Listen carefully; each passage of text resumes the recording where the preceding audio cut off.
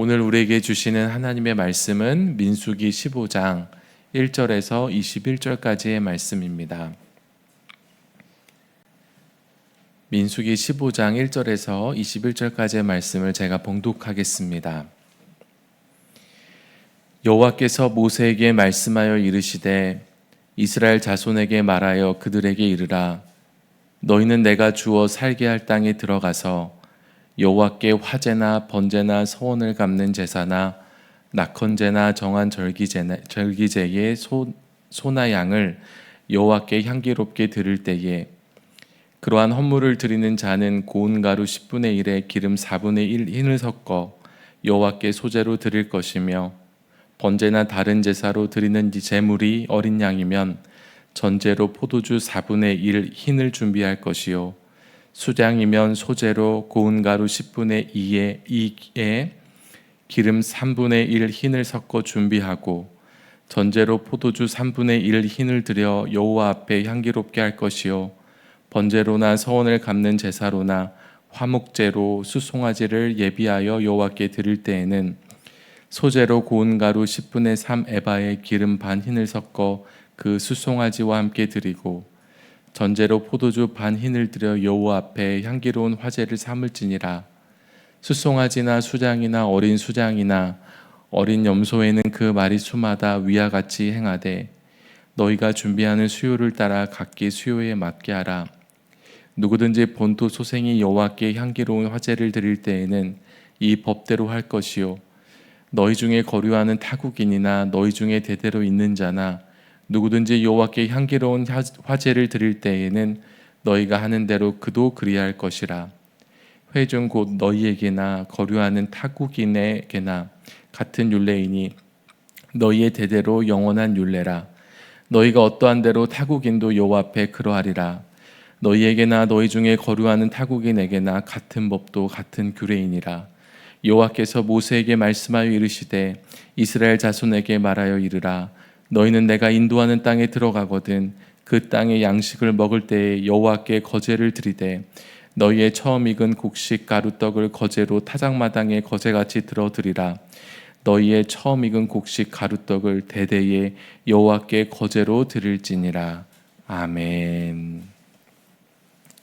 네, 오늘 이 아침도 새벽도 주님 앞에 나와 기도하시는 여러분들을 주님의 이름으로 축복합니다. 제가 연로하신 한 성도님을 신방하면서 대화를 나누다 듣게 된 이야기가 있습니다. 한 해 한 해 시간이 지나 고령이 되었고 이제 몸은 여기저기 아픈데 그 고통은 갈수록 심해집니다. 이제는 주님 앞에 설날을 기다리며 살 뿐인데 그렇게 생각해 보니 인생을 참 바보처럼 살아왔다 그렇게 말했습니다. 젊을 때 힘 있을 때에 주님 기뻐하실 일을 좀 더 할 걸. 그땐 사는 게 바쁘고 치열하다 보니까 도저히 생각을 못하고 지나왔는데 이렇게 주님 앞에 설 것을 생각하니까 주님을 위해 한 일이 없어서 후회가 된다고 하셨습니다. 여러분은 어떻게 생각하십니까? 그 성도님이 괜한 생각을 하시는 걸까요? 물론 또 그분이 주님 앞에서 열심히 산 부분이 있습니다. 저도 그렇게 말씀을 드리고 위로를 해드렸지만은 우리도 주님 앞에 설날을 정말 가까이에서 마주하다 보면은 그와 같은 마음을 다 품게 될 것입니다. 진정으로 만족스러운 삶은 하나님께 소중한 것을 많이 드린 삶일 겁니다. 하나님께서 우리에게 많은 복을 주셨습니다. 특별히 가장 귀한 독생자를 주셨습니다. 그래서 우리는 하나님께 받은 사랑에 합당하게 우리도 하나님을 사랑해야 합니다. 성경에서 하나님을 사랑할 때 어떻게 사랑하라고 하셨죠? 마음과 힘을 다해 목숨을 다해 사랑하라고 하셨습니다. 또 우리에게 하나님의 영광을 보여주신 하나님은 우리의 최상의 것으로 하나님을 예배하기를 원하십니다. 오늘 본문 말씀은 이스라엘 백성이 아직 광야에 있을 때 주신 말씀입니다. 약속의 땅에 들어가면 드릴 제사에 관해 말씀하셨습니다. 수송아지나 수양, 어린 수량이나 어린 염소와 같은 제물과 또 밀가루, 올리브유, 포도주를 드리라고 하십니다. 그런데 그 양이 상당합니다.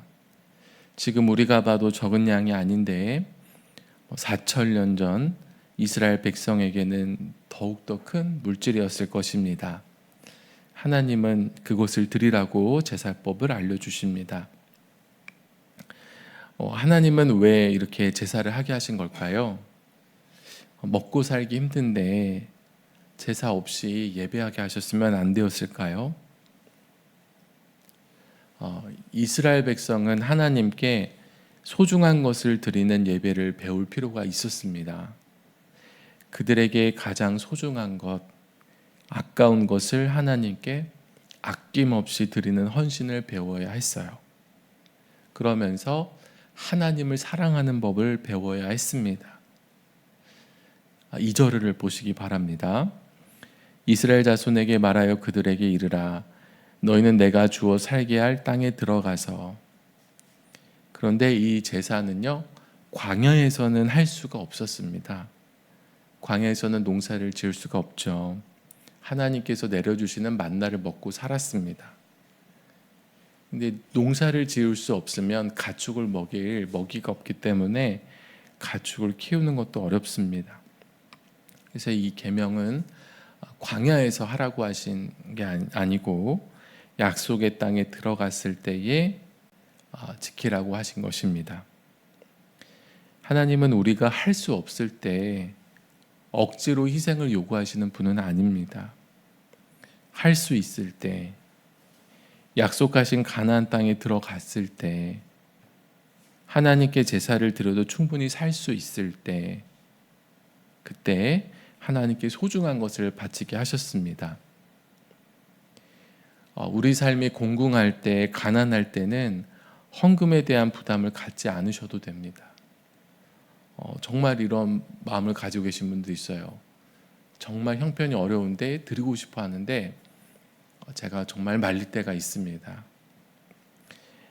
그러나 가능할 때는 하나님께 소중한 것을 드리는 기쁨을 누리시기를 바랍니다. 그런데 우리가 내가 광야에 있는지 약속한 땅에 있는지를 잘 구분할 필요가 있습니다. 내가 지금 하나님께 드릴 수 없을 정도로 실제로 가난한가, 아니면 가난하다고 느끼는 것인가, 이 둘을 잘 분별해야 됩니다. 우리가 보통 노후까지 생각하면 내 삶은 아직 안정권에 들어오지 않았어. 열심히 모으고 저축하고 투자해서 더 모아야 해. 제가 노후 준비가 나쁘다고 말씀드리는 게 아닙니다. 노후 준비 잘 하십시오. 다만 좀 더 생활이 안정되면 하나님께 헌신해야지 하면서 이제 미루다 보면 이제 평생 못하게 된다는 겁니다. 그래서 이제 하고 싶어도 못하게 되었을 때에 후회하게 되는 거예요. 인생을 돌아보면 하나님께 충분히 드리고 하나님을 위해 살 수 있던 시기가 있었는데 내가 못했구나. 날 위해 십자가에 못 박혀 죽으신 예수님을 위해서 내가 무언가 아름답게 드릴 수 있었는데 그 기회를 다 놓쳤구나. 이제 주님 앞에 설 날을 생각하니 내가 너무 한 게 없었구나. 그렇게 이제 기회를 놓쳐서는 안 된다는 말씀을 드리는 겁니다. 지금 한국교회 문제가 무엇인가, 대한민국의 문제가 무엇인가 묻는다면 저는 중요한 한 가지가 사랑받을 줄은 아는데 사랑할 줄은 모르는 것이 문제가 아닌가 싶습니다. 어른들은 그래도 사랑하실 줄 아는 것 같아요. 그러나 저를 포함해서 젊은 사람들 중에는 사랑할 줄 모르는 이들이 많습니다. 왜 결혼을 안 하나?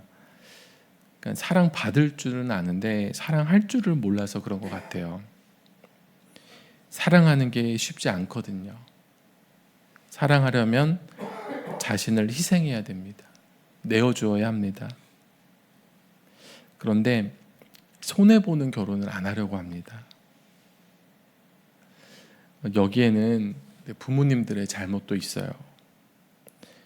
내가 널 어떻게 키웠는데 그런 사람을 만나려고 하냐. 너가 아깝다. 저희 부모님 이야기입니다. 세상에 누굴 데리고 와도요, 제가 세상에서 가장 좋은 신랑감이기 때문에 탐탁지 않으실 것 같았습니다. 근데 이제 사랑한다는 거는 고린도전서 13장에서 말씀하듯이 자기 유익을 구하지 않는 겁니다. 그리고 모든 것을 내어주는 거예요. 근데 이제 고린도전서 13장에서 말씀하는 것처럼 사랑해야 진짜 사랑이 되겠더라고요. 한국 교회 성도의 문제는 무엇일까? 하나님께 사랑받는 것은 잘합니다. 복음을 잘 알고 하나님께서 얼마나 우리를 사랑하셨는지도 알아요. 우리가 무엇을 받았는지, 얼마나 놀라운 구원의 축복을 받았는지 압니다. 그러나 하나님을 사랑할 줄은 몰라요. 하나님을 사랑하되 물질을 드리지 않는 선에서만 합니다. 물질을 드리는 것은 아깝거든요. 왜 하나님께서 물질을 드리라고 하셨을까? 그것은 물질을 사랑하는 우리 사람의 마음을 잘 아셨기 때문입니다. 물질을 하나님께 드릴 때 우리가 내가 움켜쥐려고 했던 것을 펴서 하나님께 드릴 때 욕심을 내려놓고 사랑하는 법을 배우게 돼요. 물질이 있는 곳에 마음이 있습니다. 헌금의 기쁨을 아시는 많은 성도님들 계실 겁니다. 저는 이제 제가 이렇게 이야기하면 교회에 헌금을 많이 하라는 얘기인가 이렇게 오해하는 분들이 많이 있겠지만 그럴 때 저는 어떻게 이야기하냐면 꼭 교회에 헌금하는 것만이 하나님께 드리는 것은 아니라고 말씀을 드립니다. 어려운 이유, 정말 필요한 곳, 의미 있는 일, 가치 있는 일에 직접 도우셔도 됩니다. 어쨌든 여러분의 소중한 물질을 나누고 흘려보내는 것을 하나님을 위해서 꼭 해보시기 바랍니다. 우리가 물질을 나누지 못하는 문제는 드려도 이것을 정말 잘 쓰지 못할 것 같아 의심해서가 아니라 사실은 나누기가 싫은 우리의 마음이 문제일 가능성이 많습니다. 이 율례는 타국인에게도 동일하게 적용됩니다. 14절을 보십시오. 너희 중에 거류하는 타국인이나 너희 중에 대대로 있는 자나 누구든지 여호와께 향기로운 화제를 드릴 때에는 너희가 하는 대로 그도 그리할 것이라. 그리고 16절을 보십시오. 너희에게나 너희 중에 거류하는 타국인에게나 같은 법도 같은 규례이니라. 이것이 여러분에게는 어떻게 들리십니까? 타국인에게도 짐을 지우라는 것으로 들립니까? 아니면 타국인에게도 하나님의 은혜에 들어오게 하는 것으로 들립니까? 후자이죠. 특별히 이제 갈렙은 유다 지파의 대표였지만 본래는 유다 지파 혈통이 아닌 그나스 사람이었습니다. 당대 사람들 중에서는 여호수와 갈렙 두 사람만 약속의 땅에 들어갈 것인데 그중 한 명이 이스라엘 혈통이 아니기에 하나님은 혈통으로 차별하지 말라고 명하신 것입니다. 그러니까 오늘 이 말씀은 타국인을 차별하여 대하지 말고 하나님께 똑같이 동일하게 예배할 수 있게 하라는 그런 말씀인 겁니다. 그런데 우리가 성경에 보다 보면 이방인과 결혼하지도 말라고 하셨고 그들의 관습을 따르지 말라고 하셨는데 이것은 또 우리가 어떻게 이해를 해야 할까요? 이방인이 여호와 신앙을 따를 때는 괜찮아요. 그러나 반대로 이방의 종교와 관습을 따르는 상태에서 이방인과 결혼하는 것이 문제입니다. 그래서 혼합주의 신앙을 갖는 것이나 우상 숭배를 하는 것을 경계하셨기 때문에 이방인과의 교제를 금하신 거예요. 그러나 우리가 성경에 나오는 라합이나 룻과 같이 이방인임에도 불구하고 하나님을 믿고 따를 때에 이스라엘이 편견 없이 그들을 받아들인 것을 볼 수가 있습니다. 그뿐만 아니라 예수님의 족보에 나오는 영광스러운 지위도 누리게 되었습니다. 타국인이라도 하나님께 예배드릴 때 동일한 율례가 적용된다. 그것은 우리가 타국인에 대해서 어떻게 대해야 할지를 생각하게 합니다. 만약에 더하든 덜하든 다른 율례가 적용된다면 타국인은 영원히 이스라엘에 있어서는 외부인으로 머물게 된다는 말씀일 거예요. 그러니까 똑같이 지키게 한다는 것은 이스라엘 백성에게 허락된 모든 권리, 특별히 가장 중요한 권리가 하나님을 예배하는 거거든요. 똑같이 누리게 해라. 우리가 제사법을 통해서도 타국인에 대한 성경적 관점을 배우게 됩니다. 정리하겠습니다. 하나님을 위해 소중한 것을 드릴 수 있는 것은 축복입니다. 드릴 수 있는 게 복이에요. 지나고 돌아보았을 때 참 감사한 일이 될 겁니다. 사랑하는 성도 여러분, 약속의 땅에 들어갔을 때에 하나님께 가장 소중한 것을 드려 하나님을 기쁘시게 하고 우리도 보람 있는 인생을 살게 되기를 간절히 기도합니다. 기도하겠습니다. 하나님 감사합니다. 이 새벽에 우리를 깨워주시고 말씀과 기도로 주님 앞에 나아가며 또한 주님 안에서 이 하루를 시작하게 해주시니 감사합니다. 하나님은 광야에 지내는 이스라엘에게 제사법을 말씀하셨습니다. 그들이 후에 약속의 땅에 들어갔을 때에 형편이 나아지게 되었을 때에 하나님께 소중한 것을 드리도록 가르쳐 주셨습니다. 하나님, 우리의 형편이 괜찮을 때에 할 수 있을 때에 하나님께 소중한 것을 드리게 하여 주시옵소서. 더 이상 미루지 않게 하여 주시고 가장 좋은 때에 우리가 정말 하나님을 위해 열정적으로 헌신함으로써 지나고 났을 때 후회 없는 인생을 살아가게 하여 주시옵소서. 오늘도 주님을 사랑하는 마음으로 소중한 예물을 드린 손길들이 있습니다. 1,000번째 예물을 주님 앞에 드린 손길들 기억하여 주시고 하나님께서 그 인생을 축복하여 주옵소서. 늘 나누고 베풀어도 풍성한 삶을 누리게 하여 주시옵소서. 하나님, 오늘 이 아침에 기도하며 나아갑니다. 교회 모인 성도들, 온라인으로 참여하는 성도들, 하나님을 더욱 깊이 묵상하며 주의 임재 앞으로 나아가게 하여 주시옵소서. 그리고 오늘 이 하루를 주님 앞에 드립니다. 하나님만을 최우선으로 생각하며 주님을 위해 가장 선한 일을 하는 이 하루가 되게 축복하여 주시옵소서. 하나님, 사회가 많이 어렵습니다.